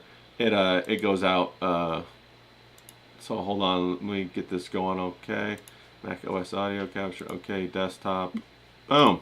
And James, you should be back. Sorry about that, people. Yeah, you should be back. Yeah, I think you're good now. Sorry, I cut John off. And I just wanted to explain about why I like boxers and why I like fighters, because you train hard for a fight. You go to the fight. It's usually 50-50 or 60-40. There'll be a winner. There'll be a loser. But the loser doesn't. He's still muted, guys. Are you still? Let me put it on. Saying he's still muted. Yeah. Winner. There'll be a loser. No, you're back. He's still muted. No, he's back. Are you still? Can you hear me? You're saying he's still muted. Yeah. I mean, there'll be a loser. No, you're back. He's still muted. No, you're back, James. Okay. I think you're back. I just checked it. Yeah, you're good. Okay, yeah, so just basically it. Why I admire fighters, because they get knocked down and they get back up again. And that's a philosophy for life that you should take into every avenue of your life. You don't have to be a fighter, but that's a philosophy that you should adopt. You always get knocked down. You'll get knocked down to the day you die, but you get back up and keep fighting until you die. Yeah, I agree with that. I think men should be able to, we should consume pain, and process it, and that makes us better men. In a world that's trying to remove pain, it's really trying to remove masculinity from the equation, and that's going to break up the family. And so I'm not a fan of that. We got Grass in the chat. Shout out to Professor Grass. He's taking a break from working on his car. So what's up, bro? John, what do you think about that? Should men try to get better at dealing with painful situations, or what's going on? What you were saying earlier too, like if you're a person who's had it all handed to them all throughout your life, then you don't have the same level of having had to experience any kind of pain. Maybe a little emotional pain, probably, but you know, pain. It's like when you go to the gym, right? I know you work out, Ray. Yeah. You go to the gym, you push the weights, you push hard weights, Uh-huh. your muscle breaks, and then your muscle builds itself back, tougher, stronger, bigger, and you know, physical pain is a way to grow, tougher and stronger and better, going through hardships. And it's not only just that, but if you've never gone through anything severely terrible, what's your without the counterbalance of having gone through something hard and you know, sad, anger, pain, what's your level of like, oh, this is actually euphoric? Yeah. There's no you're just kind of like leveled off. You don't really have a range of emotions you can there's feel. no empathy. There's no depth. You don't become multifaceted. And and men, we need that. We need the pain. We need the competition. We need to grow like that. You know. And it seems to me that we're bringing it. Let me bring it back to the AI point. It seems like AI wants to rob that barrier of entry from everything. To lower the barrier of entry, so there's no pain, there's no price that has to be paid to be a musician or to be an artist or to be anything. And so what's going to happen is all that creativity is going to go down to zero. John, what do you think? What are your thoughts on that? Oh no, I definitely agree, and I also think that this is something I've said for a long time. They've nerfed the world, and they're continuing to keep nerfing the world further, and it's like there's no risk anymore, or it's gonna get to that point. Yeah, and Next thing there'll as be men, self-driving cars. we need risk, don't we? As men, Yeah. James, you were talking about earlier the thrill of going to talk to that a blonde-haired, blue-eyed bird, or you know that redhead, or that dark-haired girl, or whatever. You're excited. You need that risk to try to push yourself to become more, don't you, James? I think society treats people like mushrooms, you know, feed them shit and keep them in the dark. You know what I mean? It's like they've taken the edge off of like the human existence, if you know what I mean. I think previous generations had to have it so fucking tough in like, you know, and don't, not to say that people don't have it tough now. Of course they do. They have it tough. But it was like a different time. I always harken back to my dad, you know, like the strong, silent type, the man's man. He doesn't understand anything about this world anymore. He's like in his late 60s. This is a complete bafflement to him. You know, how society is, how we live. And if you think about it, it's happened in just one generation. You know what I mean? It completely befuddles him now. If he heard John speak, he wouldn't have a clue. He'd think he'd be speaking in French or something. You know what I mean? It's so over his fucking head, like to understand or comprehend any of this AI or computers or anything like that. And I can't believe how different like my generation is from my father's generation, but it's shocking how I'm so different from the generation coming up.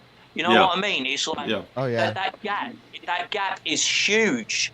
I have nothing in common. I can barely speak to these people. They look at me like I'm something they've stepped in. You know what I mean? And like to them, an old person is 25, so I'm fucking prehistoric. You know what I'm saying? It's such a bizarre existence. I think what, like you're saying, I might be going around the houses here, but like governments have kind of like separated people off where they have nothing in common now. The generational split is so huge from like my dad to me to someone that would potentially be my son's age. We have absolutely nothing in common, nothing that binds us, and our life experiences are so radically different, like what it was for us to grow up, that we have nothing in common with our own flesh and blood. Yeah, no, I completely agree with that, and I think like, you know, one of my principles or one of my goals is to have like a 3-generation family. I think all of society should have that 3-generation family, you know, intertwined and knit. And it seems like the governments have been trying to separate the 3-generation family. You know, we go ahead and put the old people in the old folks home. You know, we have the middle-aged people working to the bone. Then we take the kids and we put them in school. We put them in all these other places, and we separate the 3 generations when they really should be brought together so they could, you know, influence like the older generation teaches the younger guys, and the middle-aged guys, and the younger generation gives excitement and joy to the old, and a purpose to the older people, to relive their youth through. And it's to get up every day. They got a reason to get up, something to live for. Right. To see that something they've started is going to be finished. They've left a legacy. Nowadays, we get people that are not having families, and they're not going to leave any legacy. And Right. you think that's a sad existence, isn't it? That they're going to go through life and they've left nothing behind because the government has made it impossible for them to do so. Yeah, and also as you get older, you want to have those like your grandchildren or whoever to to light up your life, and so you can have a purpose and live through them and make sure that they're going to have a better life. And it makes people invested in the society, right? So if I know that my grandchildren, I'm going to leave the society to them, I have to make sure it's better for them, right? So now I have an interest. Whereas if I'm an old person and I don't have any grandchildren, I'm like, fuck it.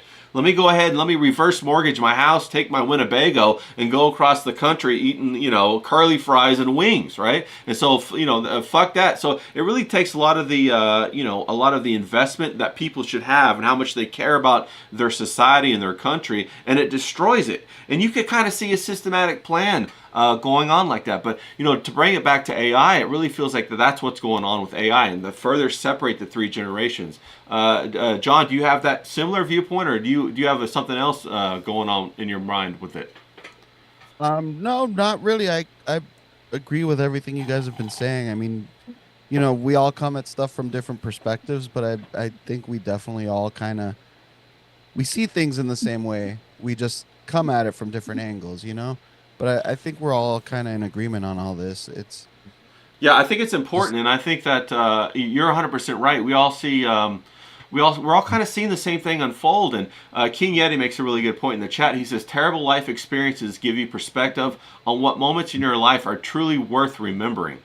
What moments of pure joy actually feels like. I saw this video the other day, and there were a bunch of guys that were in their 12 or teens or something like that, and they were wrestling around, filming wrestling moves in their living room. There's like 13 or 14 of them, and somebody put in the comments that these guys don't even know it, but these are the memories they're going to be looking back on for the rest of their lives. And that is so true, because I remember the exact same thing when I was 14, 15. We were playing video games, and we were watching wrestling, and we were throwing pillows, and we were having fake wrestling matches, and those are some of the most treasured times in my life. Do you remember home videos? Do you remember how people used to play home videos all the time? Yeah. They would get, when the first onset of when they got those massive video cameras, didn't they? And then they'd make the home movies, and they'd watch them. They watch them at holidays and stuff, and I'm kind of nostalgic for that. You don't really see that anymore because everyone's got a camera. Every day and every aspect of your life is a home movie. So there's precious moments. You don't really have precious moments anymore. You just have moments because every moment's captured. And you have too many. Yeah, they're not precious, are they? It's just, oh yeah, I've got a camera. I'll take a set. You know what I mean? They just become moments. They don't become precious moments. If you know what I mean. And no, that's a perfect example of what I was saying. The increase in technology has decreased our value of relationships.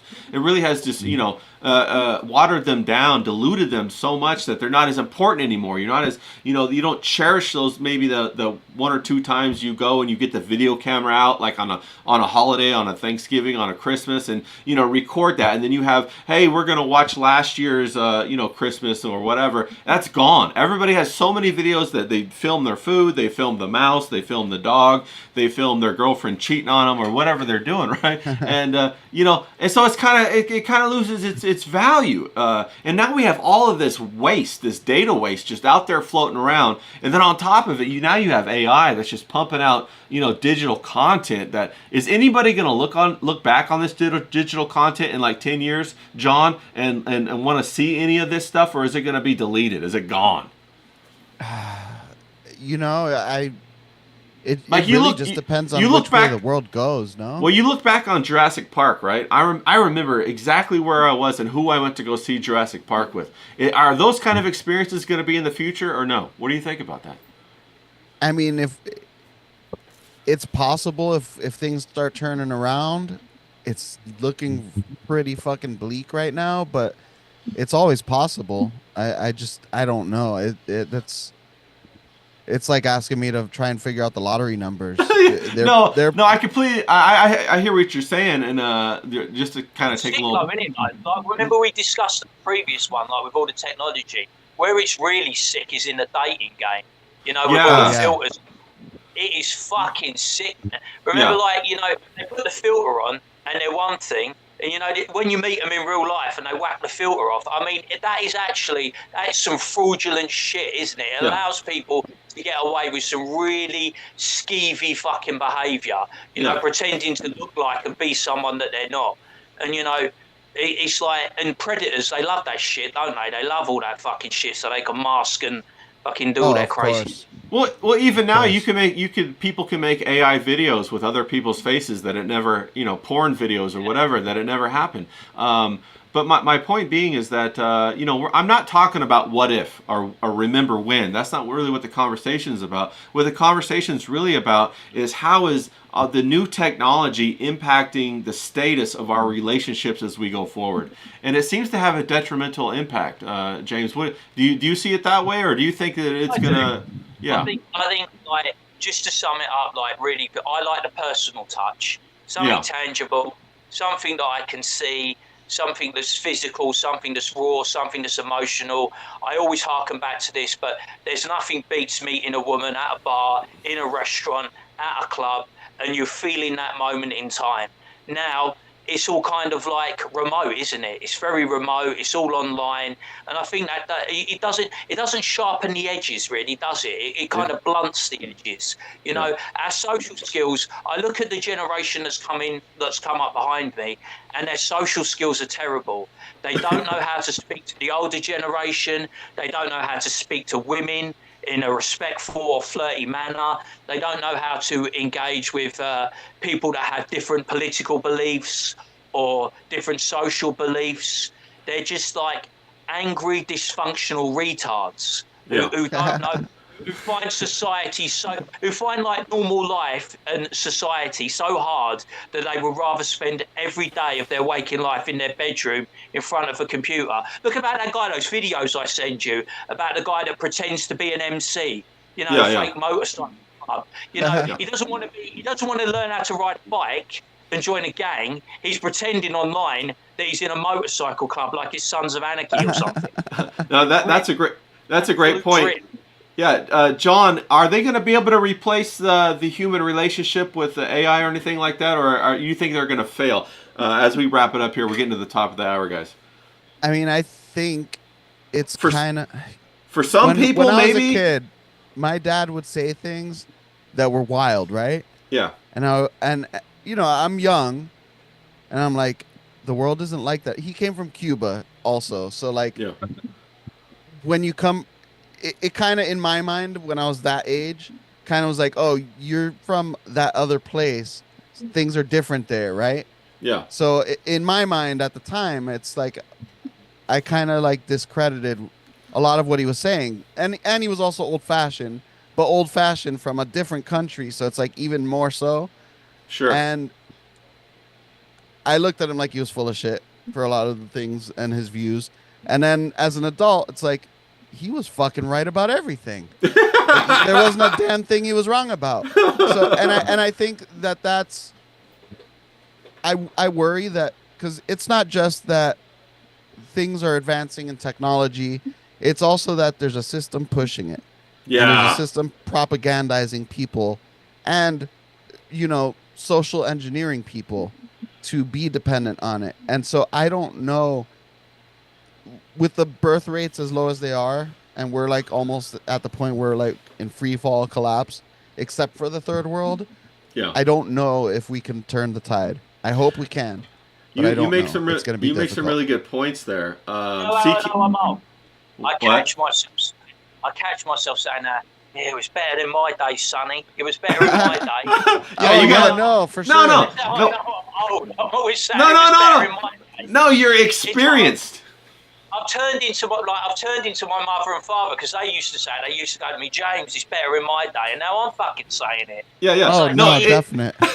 Yeah, that's why I said we're not really, we're not looking back. It's not nostalgia. What I'm trying to assess is how they're changing relationships as technology improves. But CK made a really good statement in the chat, and he said that as fast food made its debut on the stage, it robbed everybody of cooking and the importance of coming together for a meal and the relationships. And so I think we can totally take that as an indicator of what kind of pattern is going to roll out as more and more of this technology and AI. Kind of instant and disposable society.